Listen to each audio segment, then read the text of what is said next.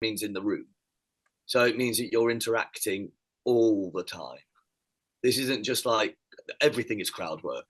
The whole fucking show is crowd work. It's not. This isn't like you people sit nicely in a row and you tell stories.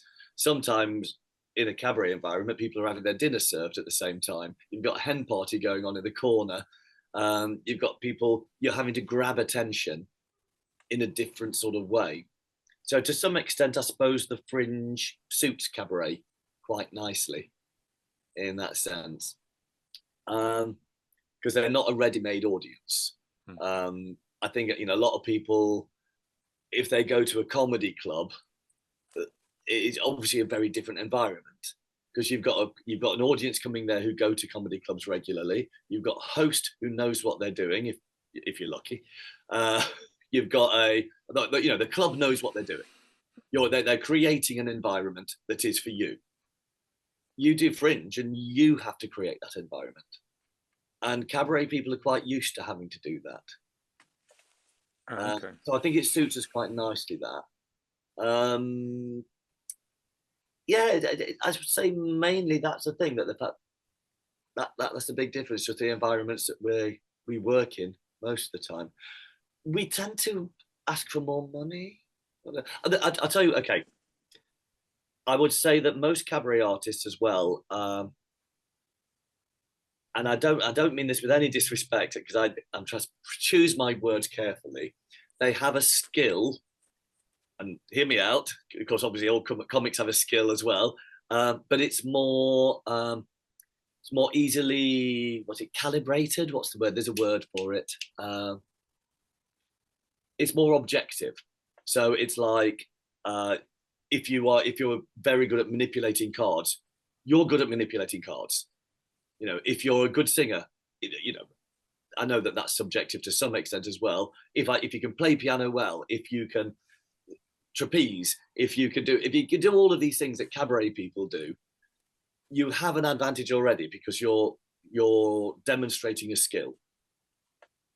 And because we demonstrate a skill, I think we are used to asking for more money as well. Okay. We're used to it.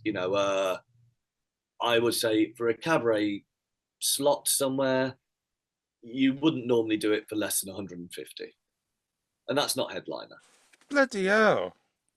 We don't do £50 gigs. It just doesn't happen in the cabaret world. We're used to being paid good money. I mean, we're working up against it, and it's, yeah. There's basically, there's fewer people who know how to play piano and sing at the same time and know all the words and everything. There's just fewer people who can do that. So we were able to command that sort of an actual fee.